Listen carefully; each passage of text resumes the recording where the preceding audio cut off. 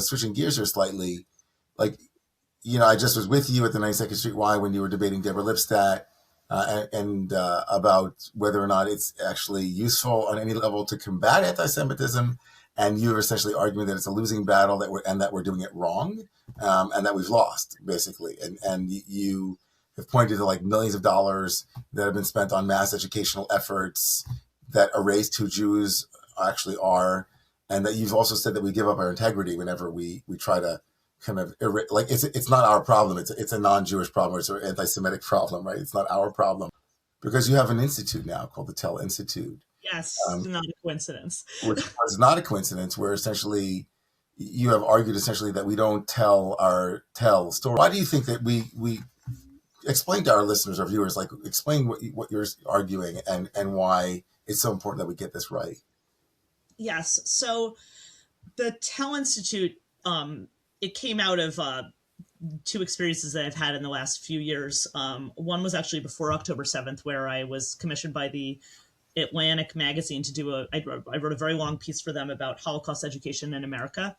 And it was just really striking to me to see how there are many places in this country where Holocaust education is required in public schools. I think it's like 28 states. I want to be clear, it should be 50, not arguing that we shouldn't have Holocaust education, but there's not a single state in this country where anyone's required to learn who are Jews, what is Jewish civilization.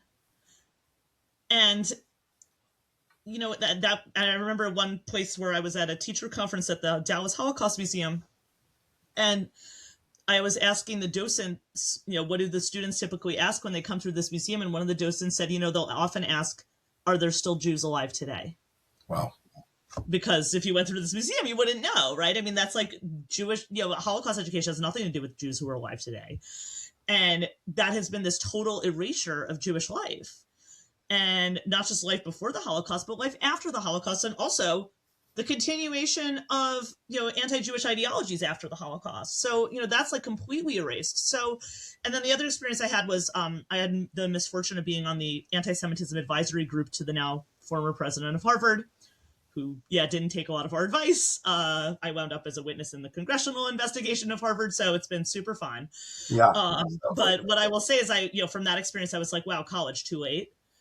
And you just sort of realize this like massive amount of ignorance that people have about who are Jews and like, what is this 3,000-year-old civilization? And so I created the Tell to tell. What I realized is that we were sort of taking these two approaches in the Jewish community. One was like, this Holocaust education or, anti-bias education, where that was sort of almost predicated on erasing Jewish civilization. Right? Because the whole message of anti-bias education is, see this group of people over here who you might be prejudiced against. You shouldn't hate them because they're just like everyone else. Well, I mean, the problem with this idea is that Jews spent 3,000 years not being like everyone else. Right.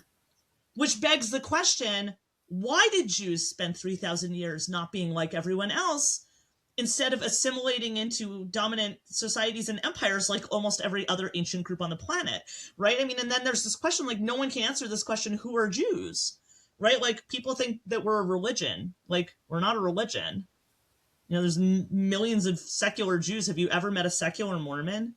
No, because Mormonism is a religion, right? So it's like, there's an answer to who Jews are, right? Jews are a joinable tribal group, shared history, with a shared history, homeland, and culture. And that was a sentence in English, and in Hebrew, it's one word, and it's 2 letters long.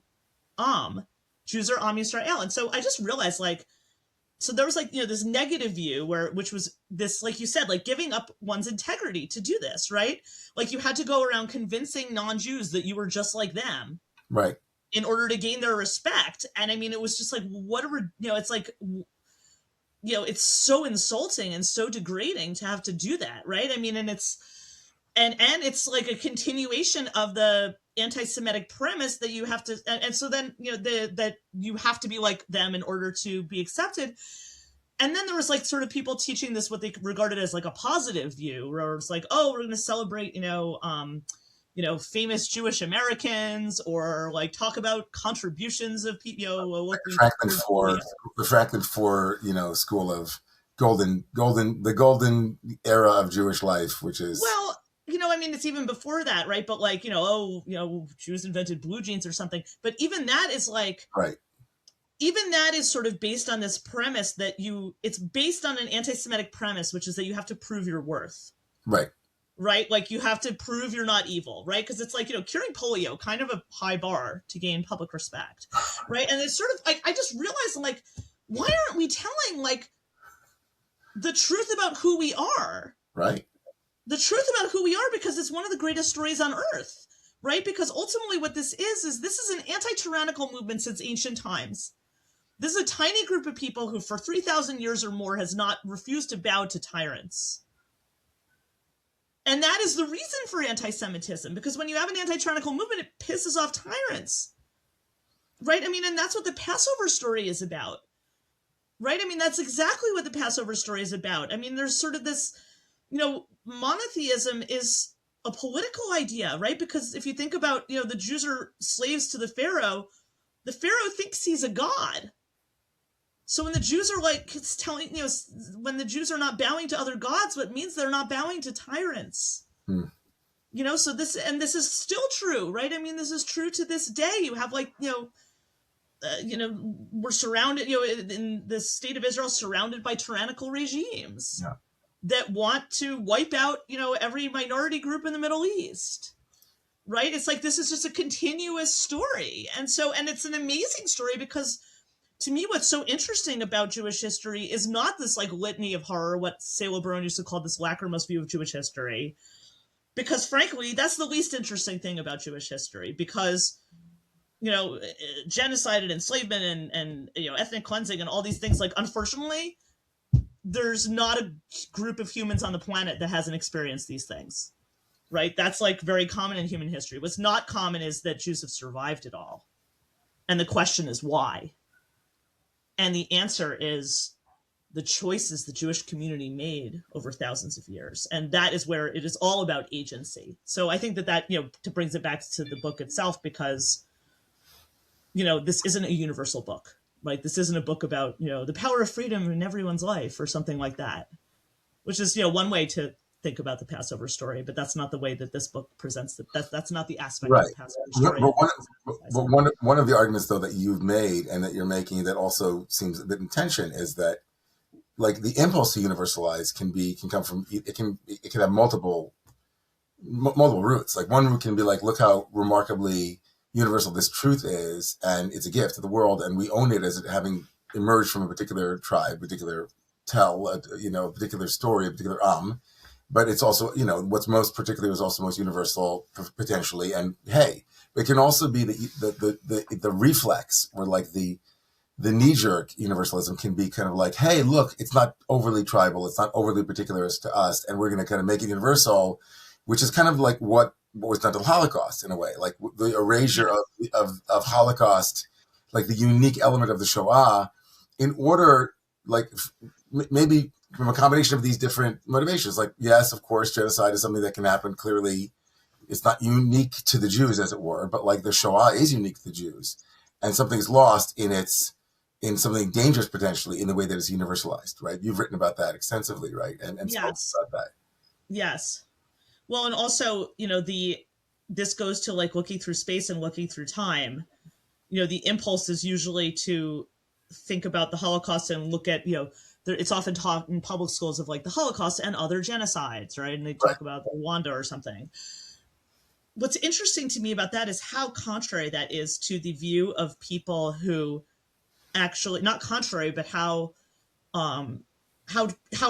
different it is from the view of people who actually endured the Holocaust. So 85% of the people murdered in the Holocaust are Yiddish speakers. Do you happen to know the Yiddish word for the Holocaust? No. Interesting, right? That you, a rabbi, do not know this, the Yiddish word for the Holocaust, the language of the people who endured it. So the answer is the answer, but and it's interesting, but that's what I'm saying. Look how much we've erased from our own lives, right? From our own knowledge of our own history. The Yiddish word for the Holocaust is Churban. The Churban, Churban, which is the destruction of the temple, right? I mean, that's the Churban, right? Yes, it's the same word that's used for the destruction of the temple in Jerusalem in ancient times. to me, this is this is not the only data point. It's like everything about the way people saw this. They did not see this as something that was outside of history. They saw this as continuous. Mm-hmm. So in other words, the impulse in the Yiddish speaking world wasn't to compare this to, something else, the Armenians genocide. The impulse was to compare it to, the Khmelnytsky massacres, right? To the literally to the genocide that this very same people had endured in which doesn't even have a name, the Russian Civil War pogroms. We think pogrom, we think someone's throwing a rock through a window. This was shooting people into mass graves. 150,000 Jews were murdered between 1919 and 1921 in what's now Ukraine. Something else that a lot of Jews and people in general never even heard of. But yes, that was another genocide that the people who died in the Holocaust had already survived that one. So it's like, the people were comparing it, and, they saw this as a continuation of Jewish history, right? The Churban. This is like the third Churban. After two destructions of the Babylonians and the Romans, when the Yiddish poet Avram Sutzkever writes about in the Vilna Ghetto, he says that there's a point when the Nazis outlawed Jewish births. And his son was murdered at birth in the ghetto hospital by the Nazis. And but one of the things when he writes about it, he says that everyone in the ghetto was talking about how it was it was right from the Sedra, from Sefer Shemot, from the beginning of the book of Exodus, when the Pharaoh decrees that the Hebrew baby boys are going to be drowned in the Nile. So they didn't see this they saw this as continuous, and they saw what they were doing to resist it as continuous, right? So, I mean, the Warsaw Ghetto Uprising, those people chose to begin the uprising on Pesach, right? Because they saw this as a continuation. Sutzkever has a poem about, that's called The Lead Plates of the Rom Press. The widow Rom was, it was a publisher in Vilna before the war that was producing Talmuds, like the Vilna Shas, like the way you see the Talmud page with the print in the middle, and with the so that was the widow Rom's press that produced those. And during the Vilna Ghetto uprising, they melted down the plates with the Talmud to make bullets. And he has a poem where he talks about the lead plates of the Rom press, and he talks about how we are turning these words of our ancestors into action. And he talks about it as if it's like the melting the oil into the menorah of Hanukkah. And so he connects it to the Hanukkah revolt, because it is the same as the Hanukkah revolt. I mean, it's so amazing. Like, I gave a class a couple of weeks ago based on the work of a woman named Bana Devorah Haberman, who's a feminist, a theologian who passed away, but she had written about the movement from blood to ink as the movement from the concrete to the representational, right, to the world of the digital, the movement from the Paschal offering to the ink of the mezuzah, the ink of the scroll that is written in the parchment that replaces that blood, as it were, as a standard for it, kind of like the reenactment of it, but like slightly removed or more universalized. Like it's not just the blood of the actual animal, but now slightly more abstract. And now it's almost like listening to you talking about the movement back to take the words of the ink of the Talmud and turn them into bullets. It's almost like it's a bit of a movement in a way forward and back at the same time towards Jewish power, like the power to kill the God of Egypt, the power now to take those diasporic words, the ink of the Talmud, and then use them, right, to be powerful. So I want to talk about October 7th and Jewish vulnerability, because you write your book, People Love Dead Jews, it kind of comes out before October 7th, obviously. Yes. And you argue there that the world prefers Jews who don't fight back, right? And who serve as moral lessons, who die beautifully. Like that's like the image of the Jew. But like October 7th was the worst massacre since the Holocaust. And within hours, there were these rationalizations for it. And then we Jews fought back, right? We were being warned already within the first week. I went back and looked at articles in the New York Times about how early on were all of the New York Times columnists telling us to be careful and to use power appropriately and try to take the high road, like all of these different elements. And so I guess my question to you is, the libels, the lies, the great lie that you speak about, that's at the heart of anti-Semitism, the great lie, how did you make sense of the confluence of the damned if we do and the damned if we don't? And is it a part of, because I hear it when you're saying about erasing our own story or not knowing the beauty of Jewish history and the kind of equivocations, like the willingness to self-erase. Like there is, it comes in these double standards where, like, in order for us to assert self-determination and sovereignty, we have to always be willing to be critical first. Like we always have to have these qualifiers before we start talking. Like, let me first say 5 bad things about Bibi, and then you'll let me, right? All of these ways that we have to appease, or we have to, as you said, make sure that everybody knows that we have the right to be human or the right to be powerful. So how do you make sense of this at this moment? Yeah, you don't have to do that. Yeah. It's like, no, stop That doing is part of the anti-Semitic framework that's expecting you to be in a defendant stock. It's funny, after there were people who said to me after October 7th, like, oh, look, they don't even love dead Jews, haha, right? But what I think is actually the premise of people love dead Jews is that non-Jewish societies only find Jews acceptable when Jews have no power, whether that means they're politically impotent or dead. So that is ultimately the premise. And a lot of Jews who live in non-Jewish societies have accepted this premise without even realizing they have. Is that what you think is operative in the anti-Zionism and piece that's happening at this moment? Jews are not acceptable, or they're not allowed to have power. They're not allowed to have agency. That's ultimately what it comes down to. And that is why the minute you say Israel, people lose their minds. Because Jews are not allowed to have agency. And that is something that is part of these dominant societies' view, because ultimately it goes back to, when I talk about, Jewish civilization as an anti-tyrannical movement, it's an anti-imperial movement, right? It resists these dominant societies that are trying to assimilate or erase it, right? Well, that's unacceptable to these dominant societies, right? Like, you have, 50 something Muslim countries. There's, the entire Middle East and North Africa.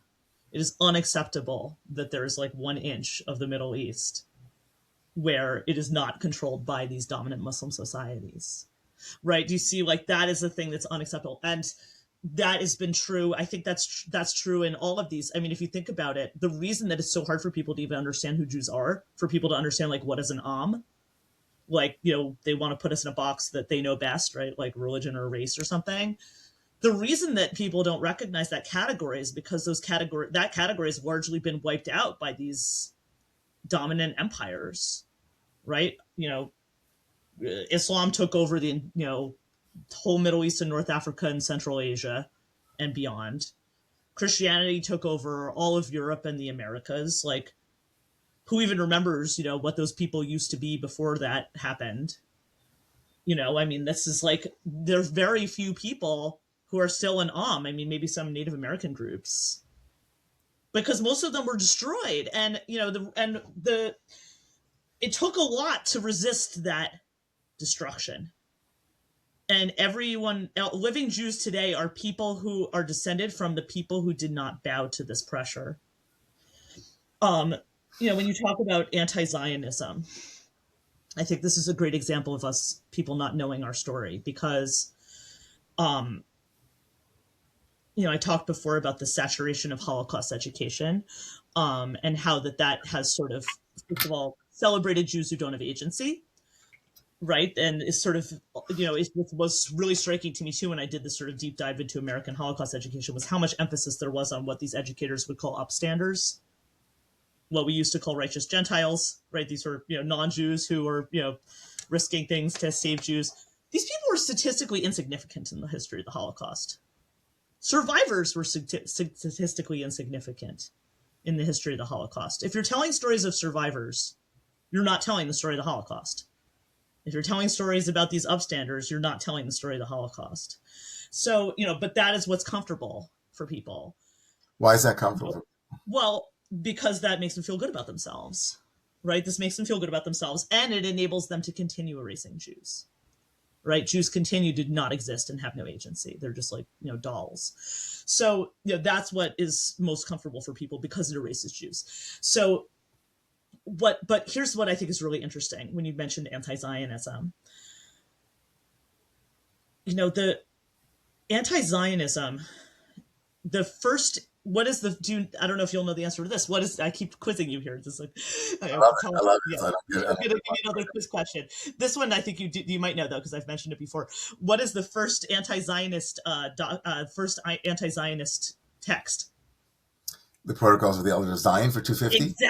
Exactly. Yes, right. And we think of that now as, that's this right-wing, fascist, blah, blah, blah. That's the first anti-Zionist text. It's number one. It's right there in the title. But the reason that it's right there in the title is because this was inspired by the World Zionist Congresses, because it was so unbelievable and unacceptable, this idea that Jews were going to make a bid for sovereignty, right? That was so unfathomable, and that had to be destroyed by any means necessary. What I think is amazing is we've educated people so much about the Holocaust, and it's the Vanderbilt sociologist Shaul Kellner has made this point where he says, we've trained people very well to recognize like the kind of language and the framing that Nazis used to persecute Jews.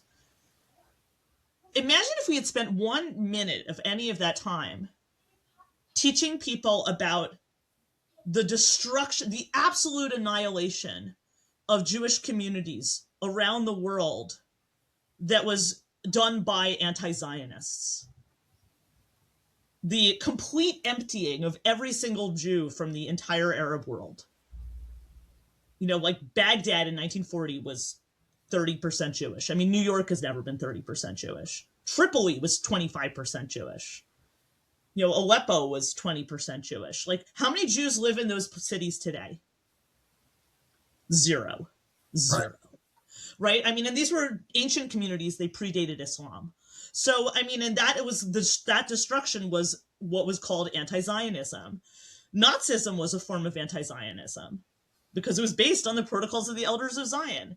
The Soviet Union created this slogan, we are not anti-Semitic, we are only anti-Zionist. Anti-Zionism is not anti-Semitism. This slogan is created by the Bolsheviks in 1918. It's 30 years before the State of Israel. And then the KGB creates these slogans in the 1960s of Zionism is racism, Zionism is genocide, Zionism is apartheid, Zionism is colonialism, while they are persecuting and imprisoning and torturing their Jews. And the absolute destruction of Jewish life in the Soviet Union. So, I mean, it's like, why is that story less important to know? Right. So I guess my question though, for you and like for me, and like I follow like a guy like Adam Lewis Klein, I think is really doing important work, although some other people privately message me and tell me that they think he's very confused, and I see it. I can see it, and it's almost like waking up from a bit of a dream. Like you realize that you've bought into frames, and you're as you quoting somebody that you're the fish in the water, right? And not knowing what water is, you're swimming in it. You're swimming in a kind of a learned fawning, a learned accommodation, a learned assimilation, a learned apology. It's almost like, it is in some way. You've figured out a way to accommodate anti-Semitism. Right. It's like kind of mimics some of the gender stuff about what it's like to grow up as a woman. And there are so many structural and systemic pieces that are there that you just don't see through until you see it. And then you're like, oh, and you wake up. Like literally 1 million Jews' lives were completely destroyed by anti-Zionism. And so what do we do? I guess the question is that not important? Yeah. Right. And certainly why is that important? Why is, as you pointed out also in your conversation with Deborah Listat, why is Holocaust education and Jewish studies? Like it's a European history piece. And like, there are so many things, but like we will forever be in some sense, like, is there ever a universe in which we can actually be powerful without, we're so small, and our existential realities are always tenuous, and even when we are a military powerhouse or juggernaut in that region, there is a sense always that we're on the precipice. And so how do you live in a world where you are surrounded by people who love dead Jews, and like and who see Jewish pride as offensive? Is that the case? I mean, maybe that's the premise to explore. Like, maybe, as Chabad has always been saying, others have said, Jewish pride instills nothing worse than like, we're not respected when we don't respect ourselves. When we're not respected, when we're not powerful. Does it matter at all? Should we just forget the fact that we are that we're a minority, and we are exposed? Like, what do we do, Dara? What do we do? What we've been doing for 3,000 years. We just do. What we've been doing for 3,000 years, which is fighting tyranny, refusing to bow to tyrants, refusing to conform to this BS. But even if that means that that's what this is. I mean, this has been the Jewish position for 3,000 years, right? I mean, and this idea that, we're not powerful. I don't agree.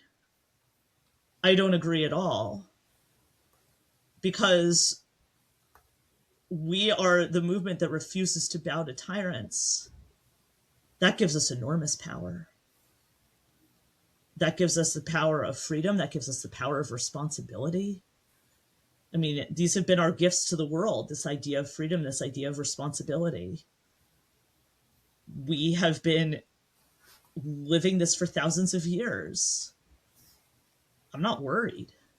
I mean, and that's what, to bring this back to the book, you see there are two meanings of the Pesach story, the Passover story, that are expressed in the Haggadah, and then I express them in the book as well, which are, and it's actually comes from a debate between the Talmudic sages Rav and Shmuel, and you meet the two of them in the book having this debate. But there's Shmuel's idea. They have a disagreement about the meaning of the Passover story, and you see both versions of each of their versions of the story in the traditional Haggadah. Shmuel sees this Passover story as a political story, right? That this is about freedom from slavery, which sounds pretty darn obvious. You're like, what else could it possibly be? He says, we used to serve Pharaoh and now we serve God. And that is part of the Haggadah where it says, Avadim hayinu, we were slaves to the Pharaoh in Egypt and God freed us. Rav's idea of the meaning of Passover is spiritual. He says that the story isn't we used to serve Pharaoh and now we serve God. The story is we used to serve idols and now we serve God. And he backs up the beginning of the Passover story to the story of Abraham. And those two narratives coexist in the Haggadah.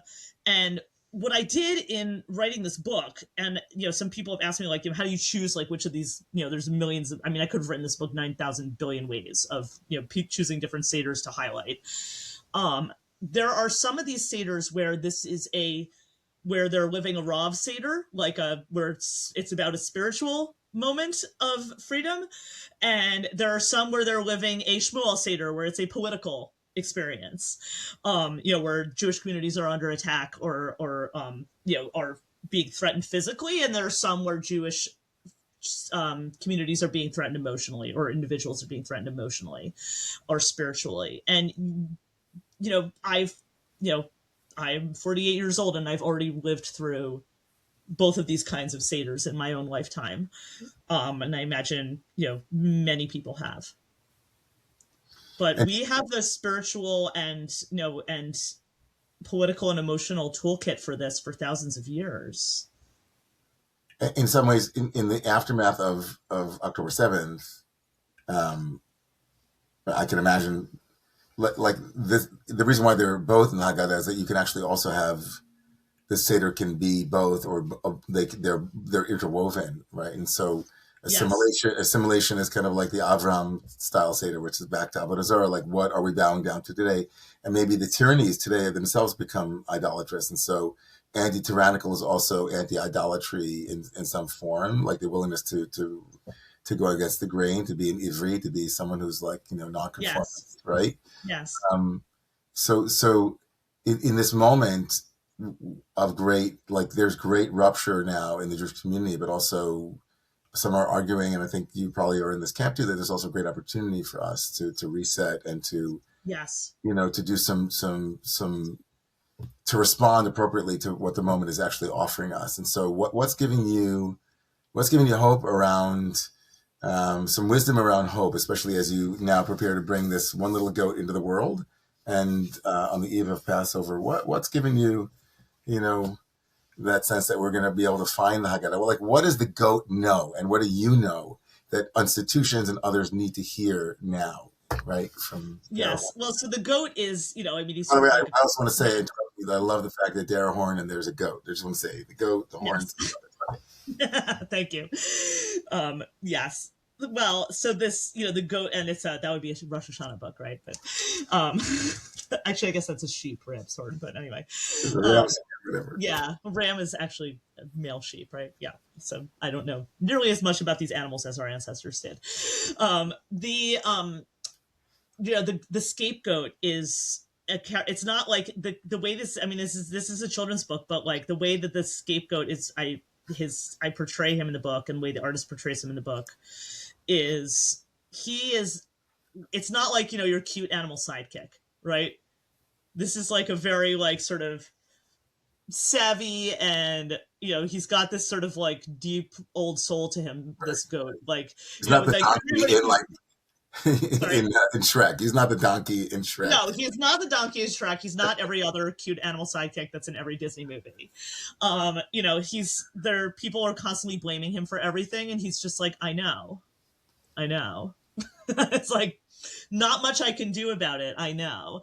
And, but he has this sort of like, deep integrity to him that he accept, it's not even that he's accepted this. He just understands it. And he understands the failings of everyone around him, and that doesn't affect him. He understands that it's everyone else's failings. And so when you said, like, what gives us hope, that's what Passover is about, hope, right? I mean, and I have I put that line in Rabbi Akiva's mouth, because there's so much of, there's a, that Seder where they're, that's in our traditional Haggadah about the 5 sages at B'nai Brak, including Rabbi Akiva.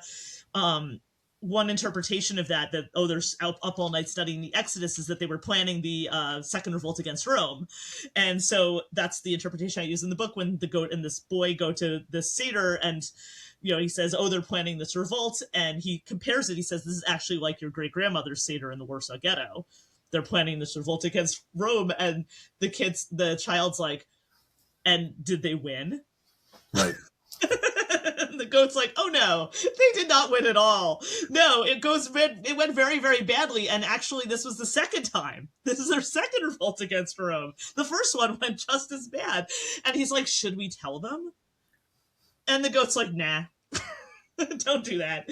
And then at some point he meets Rabbi Akiva, and Rabbi Akiva's like, don't let this goat scare you. He says, this whole night is about hope. And that's exactly what the story of Pesach is about. You're in this, what appears to be this hopeless situation, and everything is going to change. And that's exactly the moment when everything will change. And to bring this to October 7th, I will tell you that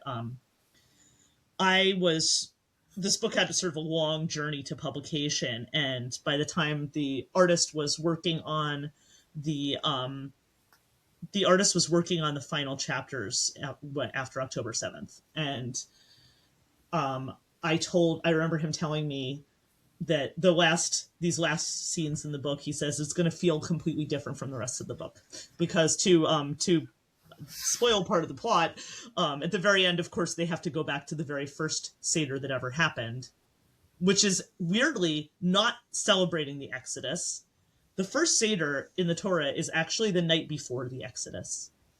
It's the night of what's called the night of vigil, right? The Leil Shimurim, when they put the blood on the door to ward off the angel of death, and that is the first Seder. They're eating matzah and the maror and the korban pesach, this paschal sacrifice. And when he goes to that, the artist told me, he said, it's going to look completely different from the rest of the book. Everything's going to be very cross-hatched, very shadowed. Like, it will just have a different feel from the whole rest of the book. And I'm probably not giving away too much, that when he goes down to that first Seder at the very bottom of the tell, this boy opens the door and he sees his own family, but they're, and they're wearing ancient clothes, and they're, they've got oil lamps on the table instead of candles. There's like a real frog instead of a frog puppet. um, and they're terrified, and they tell him, close the door, we've been waiting for you, you need to be inside. And I will tell you that I didn't think of this when I was writing it, but when I saw these illustrations for the first time, I realized this is the mamad. This is like the bomb shelter where everyone in Israel is running, of course, certainly right now, unfortunately, and throughout this war.